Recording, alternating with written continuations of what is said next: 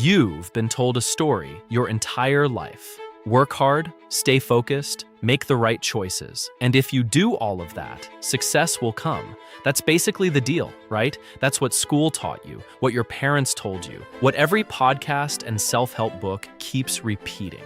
And sure, effort matters. Nobody's saying it doesn't. But here's the thing nobody really talks about. The single biggest predictor of where you end up in life isn't how hard you work, it isn't how smart you are, it isn't even the choices you make. It's the family you were born into.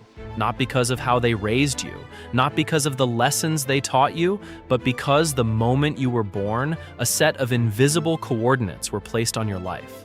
Coordinates that would quietly shape almost everything that followed. Your school, your neighborhood, your opportunities, your ceiling. And the data on this is not some niche controversial theory. This is one of the most studied and replicated findings in social science. Researchers have looked at this across countries, across generations, across completely different economic systems. The results are pretty much always the same. Most people just never hear about them. That's what we're getting into today. And we're starting with the most uncomfortable number in this entire conversation. A single statistic that basically tells you how much of your income was decided before you could walk.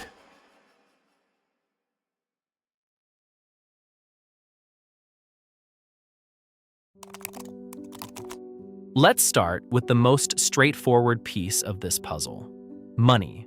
If your parents were wealthy, you already know this part of the story. Better schools, better neighborhoods, better networks, better everything. But most people assume that's just a head start. Like being a few steps ahead at the beginning of a race. You can still lose if you don't run hard enough, right? Not really. A study that followed tens of thousands of people across multiple generations found that roughly 50% of your income as an adult is statistically explained by your parents' income. Not influenced, explained. Half of what you will ever earn was essentially written before you had any say in the matter. And it gets more specific than that. Research from Stanford looked at kids who grew up in different zip codes across the United States. Same country, same opportunities on paper. But kids who grew up in certain counties were dramatically more likely to escape poverty than kids who grew up just a few miles away. The zip code you grew up in predicted your adult income with scary accuracy. In Denmark, one of the most equal societies on the planet, researchers found that a child born to parents in the top 20% of earners is 4 times more likely to end up in the top 20% themselves. 4 times. In a country specifically designed to level the playing field. In the US, that number is even higher. So what's actually happening here? Is it just the money itself, the schools, the connections? It's all of it, and it compounds. A wealthier family means a better neighborhood. A better neighborhood means a better school. A better school means better social connections. Better connections mean better job opportunities, and better job opportunities mean your own kids start further ahead. It's not a head start. It's a different race entirely. But here's what most people don't factor in. Money and environment are only part of the equation, because there's something else being passed down in your family that you can't see, can't choose, and can't return. Now here's where it gets a little more uncomfortable, because so far you might be thinking, okay, that's about money and privilege, but what about intelligence? Surely that's the great equalizer, the smart kid from the poor neighborhood who outworks everyone and figures it out. We love that story. It's basically the plot of every inspirational movie ever made. But here's what the research actually says. IQ, and more broadly, cognitive ability, is somewhere between 50 and 80% heritable. That number comes from decades of twin studies, adoption studies, and large-scale genetic research. What it means in plain English is that a significant chunk of your raw intellectual horsepower was determined by your biology before you were born. Now, before you close the video, that does not mean your intelligence is fixed. It doesn't mean effort and learning don't matter. They absolutely do, but it does mean that the ceiling on your cognitive ability, the upper limit of how sharp you can get with maximum effort, was largely handed to you at birth. and cognitive ability matters enormously for outcomes. Studies consistently show it's one of the strongest individual predictors of income, job performance, and social mobility. Not the only predictor, but a big one. So you've got family wealth setting your environment, and you've got genetics partially setting your cognitive ceiling. But here's the thing, those two things don't exist independently of each other. Wealthier parents tend to have higher cognitive ability on average. Higher cognitive ability tends to produce higher income. Higher income creates better environments for children. Those children inherit both the genes and the environment. The advantages stack, and so do the disadvantages. But what if your genes and your family were both working against you from day one? What does that actually do to a person, physically, not just financially?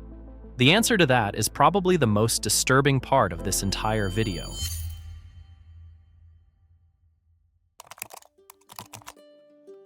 Let's talk about something that doesn't get nearly enough attention. Your environment doesn't just influence your opportunities. It physically shapes your brain. This is not a metaphor. Children who grow up in high-stress environments, think poverty, instability, unsafe neighborhoods, experience measurably higher levels of cortisol, which is your body's primary stress hormone. Chronic exposure to cortisol during childhood literally affects brain development. It impacts memory, impulse control, and the ability to plan for the future. In other words, growing up poor doesn't just mean fewer resources. It means your brain is developing under conditions that make it harder to escape poverty. Then there's the lead exposure research, which is one of the most disturbing findings in this entire space. For decades, low-income urban neighborhoods had significantly higher levels of lead in the water, the paint, the soil. Lead exposure in children causes measurable drops in IQ, increases in impulsive behavior, and higher rates of academic failure. Researchers have actually mapped childhood lead exposure against crime rates, academic performance, and income levels across American cities. The correlation is uncomfortably strong. And beyond the physical, there's the social environment. The people you grow up around shape what you think is normal, what's achievable, what kind of life is even possible for someone like you. If nobody in your neighborhood went to college, the idea of college doesn't feel like an option. It feels like something other people do. Psychologists call this the horizon effect. Your sense of what's possible is literally limited by what you've been exposed to. So now you have three layers: the family wealth that shapes your resources, the genetic inheritance that partially shapes your cognitive ceiling, and the environment that either amplifies or suppresses both of those things. And when all three of these work against you at the same time, something happens that the data captures in a way that's very hard to argue with. The numbers we're about to look at are the reason this conversation matters.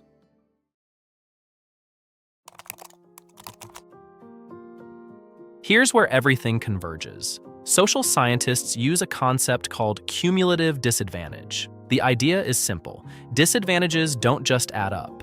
They multiply. Being born poor is one disadvantage. Being born poor in a bad neighborhood is worse than the sum of those two things. Being born poor in a bad neighborhood with high stress and environmental toxins affecting your development is worse again.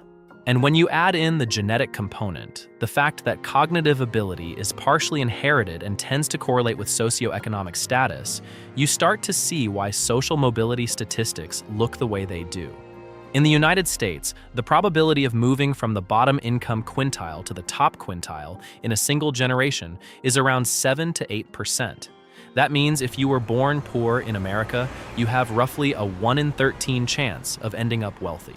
In the UK, it's similar. In most of Europe, it's somewhat better but still heavily weighted towards staying where you started. The World Economic Forum has a metric called the Great Gatsby Curve, which measures the relationship between inequality and social mobility across countries. The finding is consistent everywhere they've looked. The more unequal a society is, the less mobile it is. The gap between the top and the bottom doesn't just mean some people have more, it means the people at the bottom have less chance of ever getting out. And the most uncomfortable part of all of this is that the people at the top largely don't know this. Most high earners genuinely believe they got there through merit, through hard work and smart decisions, and they did work hard. They did make smart decisions, but they made those decisions with better brains, in better environments, with better resources, surrounded by better networks. The playing field was never flat. It just looked that way from where they were standing. So after everything we just covered, the real question is this: what are you actually supposed to do with this information? Because knowing the game is rigged is one thing. Figuring out how to live with that is something else entirely. Okay, so where does that leave you? If you're watching this and the data lines up with your own life, this probably isn't a fun video to sit with. And if you're watching this from a position of success, it might be tempting to find the holes in the research, to point to the exceptions, to think about the people who beat the odds.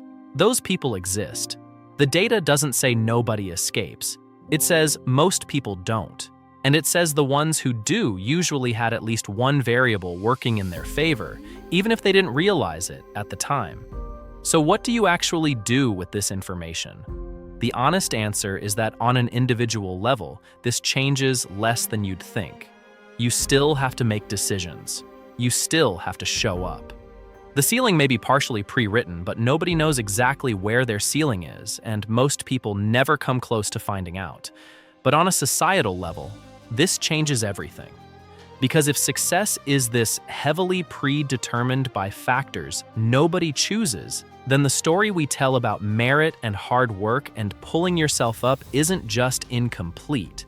It's doing real damage. It's being used to justify systems that are keeping the coordinates exactly where they are. The kid who didn't make it probably wasn't lazy. The kid who did probably wasn't exceptional. Most of us are just living out the coordinates we were handed.